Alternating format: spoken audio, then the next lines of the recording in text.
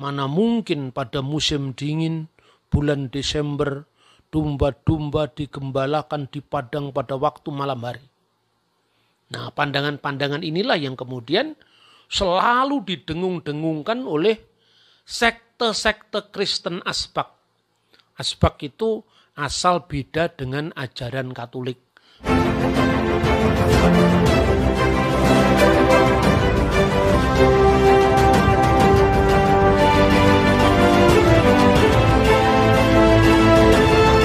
Shalom alaikum Besem Hamasyah.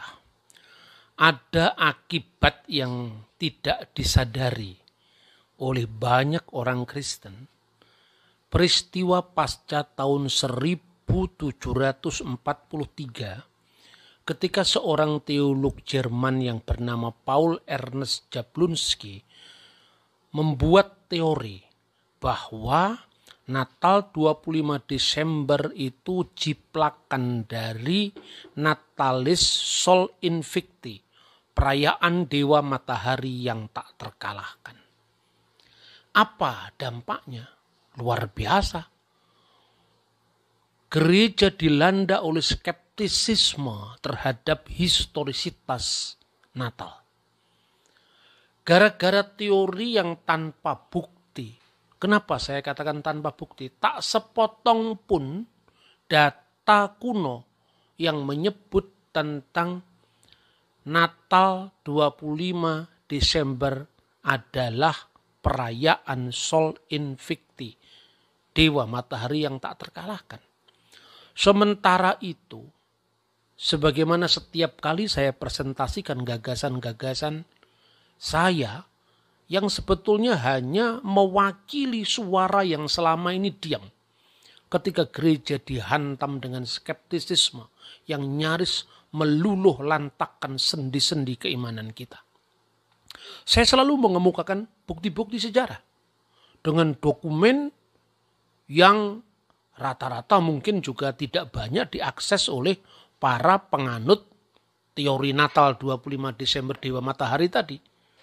Maka pada tayangan minggu yang lalu saya mengatakan dengan istilah yang mungkin jenaka, nderek bebek. Hanya ngikut kwek tanpa cek and recheck sumber sejarah itu. Ketika saya bicara tentang Paus Telesphorus sudah merayakan Natal tahun 126, saya tunjukkan ini Liber Pontificalis dalam bahasa Latin dan bahasa Inggris. Ketika saya mengatakan bahwa Natal sudah dirayakan di Kaisaria Filipi tahun 170, ini datanya dari De Origine Progressu Ceremonis et Ritibus Festorum Christianorum. Semua jelas datanya bahwa perayaan-perayaan Natal yang diragukan itu semua berasal dari jauh sebelum perayaan Dewa Matahari di Roma tahun 274, yaitu Saturnalia. Bahkan tanggalnya pun bukan 25 Desember. Saya juga mengemukakan misalnya dengan perbandingan dari beberapa buku yang dikenal dengan Didaskalia. Baik itu adalah Didaskalia dalam bahasa Koptik, ya, yang saya baca terjemahnya di kitab Ad-Daskulia ini, maupun Daskulia di dalam bahasa Syriak atau Aramaik. Semuanya saya tunjukkan dengan bukti-bukti yang bisa di-cross-check setiap orang. Maka saya katakan seperti yang pernah disampaikan oleh Paus Benediktus ke-16. Mari kita tinggalkan mitos-mitos tentang Natal. Sebab teori ini begitu merusak sehingga apa? Data-data historis itu kita abaikan begitu saja. Lalu sebagai gantinya, begitu mudahnya orang Kristen membuat teori-teori baru yang dilandasi dengan keyakinan ini tersebut dalam Alkitab. Padahal itu tafsir pribadi. Satu contoh misalnya, orang tidak lagi bisa membedakan antara dokumen kuno dengan tafsiran Alkitab oleh orang di abad modern. Misalnya, Hagai pasal 2 ayat 19 sampai dengan ayat 20 mengenai peletakan bait Allah di Yerusalem yang terjadi pada tanggal 24 bulan ke-9 Ibrani, yaitu bulan Kislev. Itu berkaitan dengan dikandungnya Yesus di rahim Bunda Maria. Ini disebut dokumen kuno. Dokumen kuno yang mana? Itu kan tafsiran orang modern. Masa begitu disamakan dengan tulisan Hippolytus, Irenaeus, Julius Africanus, Koptik Didaskalia Apostolorum yang ditetapkan oleh Pope Demetrius dari Alexandria tahun 189. Tidak sebanding dong antara dokumen-dokumen kuno dengan tafsiran orang modern tentang Alkitab. Jadi kalau dikatakan dokumen kuno, ya yang kuno ya Alkitabnya itu, bukan tafsirannya. Nah itu loh saudara-saudara. Dampak yang tidak disadari ini kemudian karena begitu bebasnya orang menafsir kitab suci. Lalu berangkat dari asumsinya yang tanpa bukti tadi. Misalnya dari 25 Desember yang dituduh dengan perayaan Dewa Matahari. Lalu mulai diikuti dengan skeptisisme. Misalnya, mana mungkin pada musim dingin bulan Desember domba-domba digembalakan di padang pada waktu malam hari. Nah, pandangan-pandangan inilah yang kemudian selalu didengung-dengungkan oleh sekte-sekte Kristen Asbak. Asbak itu asal beda dengan ajaran Katolik. Sebab semuanya itu kan muncul tanpa disadari sebetulnya karena anti Katolik. Nah, saksi Yehova dan macam-macam itu kan kalau menurut saya ya tidak sebanding dengan gereja-gereja kuno lah, itu kan asbak itu. Di mana orang sekedar membuat teori asal beda dengan gereja Katolik. Karena yang menjadi sasaran itu adalah gereja Katolik. Lalu membuat teori tadi, tidak mungkinnya Yesus itu dilahirkan pada bulan Desember karena ada domba-domba yang digembalakan di padang pada waktu malam hari. Padahal, saudara bisa cross-check sendiri. Misalnya pada data sejarah yang kuno. Misalnya traktat-traktat dalam Talmud. Ini saya tunjukkan apa yang disebut domba-domba yang digembalakan di padang pada waktu malam. Itu bukan domba-domba biasa. Di dalam hidup orang Yahudi atau kebiasaan orang Yahudi di Timur Tengah, itu ada domba yang dikenal dengan domba-domba biasa yang digembalakan di padang. Itu dikenal dengan elu hen bayitot. Bayit itu artinya rumah, bayitot itu rumah-rumah. Dan malam harinya dikandangkan ke rumah-rumah. Itu yang disebut domba-domba rumahan biasa. Lalu ada domba-domba yang lain lagi yang disebut eluhen midbariot. Midbar itu artinya padang gurun. Ya, domba-domba di padang gurun. Di situ masih ada dua jenis. Pertama, domba-domba yang digembalakan di padang biasanya dimulai pada musim semi. Ya, kira-kira pada hari Paskah Yahudi sekitar bulan Nisan atau bulan April, sampai nanti dikandangkan kembali itu pada turunnya hujan pertama pada bulan Markheswan, kira-kira sejajar dengan Oktober. Itu yang selalu digaungkan oleh sekte-sekte antinatal yang saya sebut sekte Asbak tadi. Tapi yang kedua, orang lupa bahwa yang disebut dengan domba-domba yang digembalakan pada malam hari di padang itu adalah domba-domba khusus yang memang dibuat untuk konteks kepentingan bait Allah. Jadi upacara korban di bait Allah. Itulah yang disebut dalam traktat Beisa 40b. Eluhen midbariot, domba-domba yang digembalakan di padang, kol siyasiot, viruot BFRWN nikinasot lihasuf lobimot hakamah velobimot ha gesamim. Yang artinya apa? Yaitu domba-domba yang digembalakan di padang baik pada waktu siang malam maupun pada saat musim panas maupun musim dingin.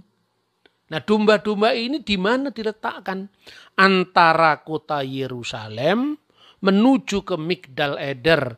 Dan Migdal Eder itu artinya menara kawanan domba, dekatnya kubur Rahel. Karena menurut pengharapan mesianis bangsa Yahudi, Mesias akan menyatakan diri di Migdal Eder. Mesias akan menampakkan diri di Migdal Eder. Makanya nubuat Nabi Mika, wahai menara kawanan domba, dalam Targum Yonatan diartikan wahai Mesias Israel. Itu maknanya. Dengan berita gembira hari ini telah lahir bagimu Kristus Tuhan di kota Daud, disampaikan kepada para gembala. Itu mereka yang paling dekat sehari-hari dengan ibadah korban di Baitul Maqdis atau Bet Hamikdas atau Bait Suci di Yerusalem. Dan ini jelas, literaturnya itu jelas, bukan sekedar angan-angan teologis yang dibalut dengan kesalehan, tidak. Ya, saya berikan contoh. Di mana itu disebutkan dalam traktat Sekalim. Itu disebutkan binatang-binatang yang dimaksudkan digembalakan di padang itu adalah Behemah, Seni, Mitsef, Mirusalayim, Ve'at, Migdal Eder. Yaitu binatang-binatang yang digembalakan dalam suatu tempat yang khusus, maksudnya dari kota Yerusalem menuju ke Migdal Eder. Dan antara kota Yerusalem dan Migdal Eder itu ada tempat yang sekarang disebut Bet Syahur. Catatan ini sudah terjadi pada abad-abad awal Masehi. Misalnya sejarawan Eusebius dari Kaisarea.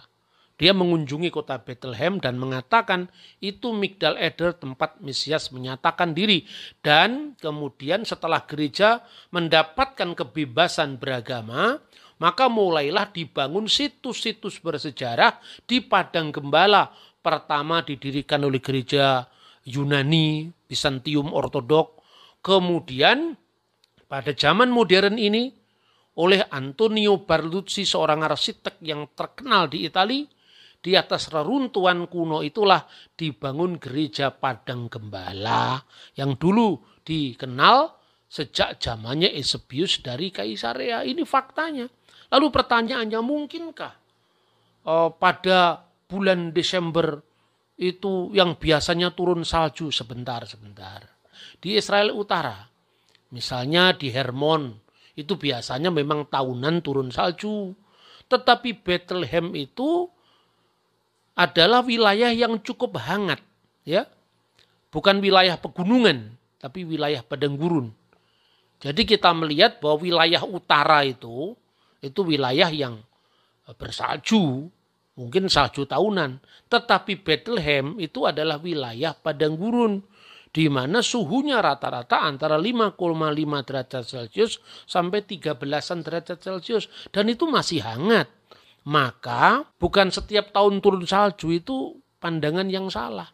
Lalu pertanyaan berikutnya, apakah tidak mungkin Tuhan memilih hari yang baik, hari yang cerah, tanpa hujan, tanpa cuaca buruk pada saat Sang Putra Yesus Kristus itu lahir ke dunia? Setelah genap waktunya Allah telah mengutus anaknya yang lahir dari seorang perempuan dan tunduk kepada hukum Taurat.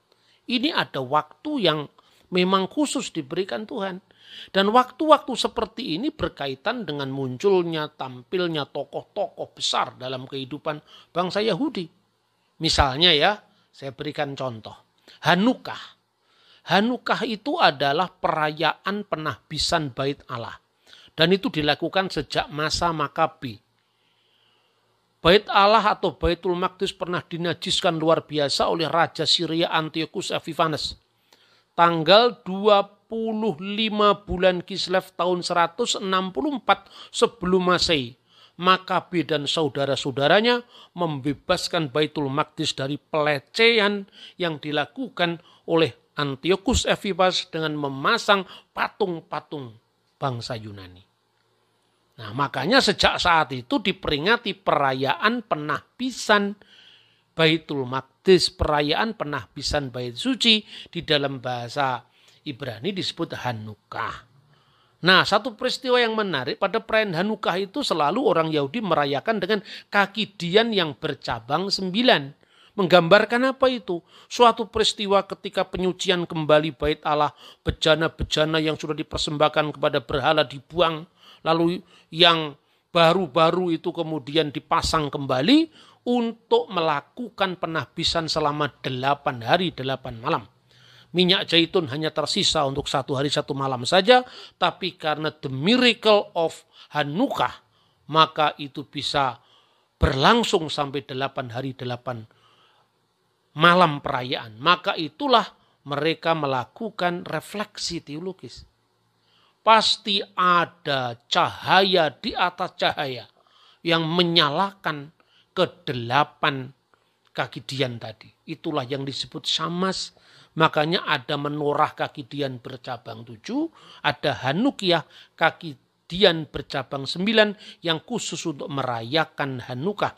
Dan dalam Yohanes pasal 10 ayat 22, Yesus datang di perayaan Hanukkah itu pada musim dingin. Karena itu jangan bikin teori-teori sendiri.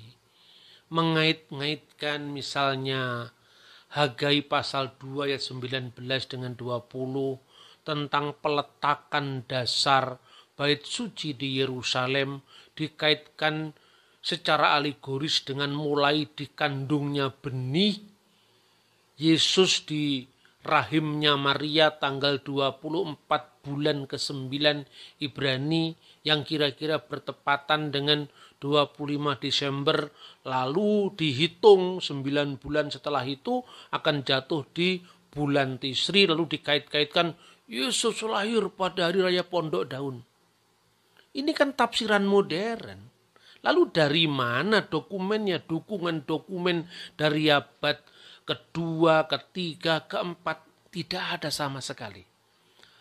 Sebaliknya tatkala gereja merayakan 25 Desember, itu jelas-jelas dukungannya sejak dokumen tahun 126 Masehi. 170 Masehi, 189 Masehi, seperti disebutkan dalam Koptik Didaskalia Apostolorum pasal 18 yang jelas-jelas menyebutkan ya ikhwatana tahfutu fi ayamil a'yad, wahai saudara-saudara, tetapkanlah pada perayaan kita atau pada hari-hari perayaan kita allati hiya idul milad Arab, yaitu kelahiran dari junjungan kita Yesus Kristus, wa kamaluhu, tepatnya fi kamsati wa isrin min syahri tasi'illati lil ibraniyin, tepatnya pada tanggal 29 bulan Ibrani yang ke-9. Jelas menurut dokumen dari tahun 189 ini, Yesus lahir pada perayaan Hanukkah, pada perayaan penahbisan kembali bait suci. Dan ini saya kira bukan sebuah kebetulan sejarah. Lebih-lebih kalau tadi saya mengatakan, misalnya, tidak adakah the miracle of Hanukkah? Ada. Dan itu misalnya meskipun tidak berkaitan langsung dengan kelahiran Yesus, tapi pada bulan Desember terang benderang tanpa hujan, itu terdapat dalam banyak sekali dokumen-dokumen kuno termasuk dokumen Yahudi. Misalnya tercatat di dalam traktat Ta'anit 6b. Ya, Ta'anit itu adalah gulungan puasa. 6b itu termasuk bagian dari Talmud. Di mana disebutkan di sana, itu satu ungkapan yang saya kira menarik untuk kita cermati berkaitan dengan perayaan Hanukkah. Tertulis dalam bahasa Aramaik. Taba lisata detefet armalata. Bulan yang baik, tebet seperti seorang janda. Jadi bulan yang baik, bulan yang berbahagia, yaitu bulan Tebet, seperti seorang janda. Dalam tulisan para rabi, hujan adalah suami bagi tanah. Berarti kalau Tebet tanpa hujan itu artinya seperti Tebet yang adalah janda karena tanpa suami. Sebab hujan adalah suami bagi tanah. Ini menggambarkan apa? menggambarkan ada cuaca yang sangat baik pada bulan Tebet atau bulan Desember. Jadi kapan perayaan Hanukkah itu dirayakan? Antara tanggal 25 bulan Kislev sampai tanggal 2 bulan Tebet. Nah artinya ini adalah perayaan tahunan musim dingin. Sampai hari ini kadang-kadang perayaan Natal itu geser sehari, 2 hari, atau geser seminggu dengan perayaan Hanukkah. Dan biasanya di negara Israel mulai dari Yerusalem, Haifa, Tiberias itu pada bulan Desember kadang-kadang selain ada Hanukkah, kaki dian bercabang 9 tadi juga ada pohon terang sampai ada yang mengatakan Krisnukkah. Karena apa? Christmas hampir bersamaan dengan perayaan Hanukkah. Nah saudara-saudara, jadi tidak setiap bulan Desember itu selalu turun salju. Sangat jarang bahkan. Dalam catatan saya, tahun 1953 itu pernah terjadi hujan salju. Lalu terjadi lagi tahun 2012. Waktu itu saya ada di Israel. Lalu terjadi lagi bulan Desember tahun 2013. Waktu itu juga saya ada di Israel. Pernah mengalami hari-hari di mana di Bethlehem itu salju. Tapi juga pernah mengalami pada bulan Desember sangat cerah. Kira-kira tanggal 23 Desember saya ngopi di Star and Bug di Bethlehem. Dengan hanya memakai t-shirt atau kaos oblong. Itu biasa terjadi. Karena itu, jangan hanya mendengar opini bule yang sekedar mereka-reka di tengah dinginnya malam Christmas di Eropa. Tetapi marilah kita jujur menimbang fakta-fakta bahwa padang gurun Yudea dan sekitarnya dengan cuaca yang lebih hangat menyapa, tempat di mana semua peristiwa agung itu pernah terjadi, tidak sama dengan yang kita bayangkan di Eropa. Desember selalu bersalju, sampai kita bikin pohon terang pun harus dengan kapas-kapas yang melambangkan adanya salju. Bahkan kita bikin yang namanya aksesoris Natal dengan kandang-kandang dari kayu. Di Bethlehem kandang itu adalah ceruk-ceruk gua, yang tidak lain adalah groto atau gua-gua, tempat di mana para gembala itu menggembalakan dombanya. Apalagi dalam konteks Migdal Eder ini bukan padang gembala biasa. Sekali lagi, tapi padang gembala tertutup yang khusus dijagai oleh gembala-gembala Baitul Maqdis untuk memelihara domba-domba korban untuk kepentingan upacara di bait Allah yang suci itu. Kiranya apa yang saya sampaikan tentang kontroversi Natal dan bagaimana kita umat Kristen menyikapinya ini bermanfaat bagi semua pendengar, khususnya bagi mereka yang salah paham, tetapi juga bagi umat Tuhan yang kadang-kadang dilanda kebingungan untuk menyikapi kontroversi tahunan bulan Desember ini. Tuhan memberkati kita. Shalom Aleichem Beshem Hamashiach.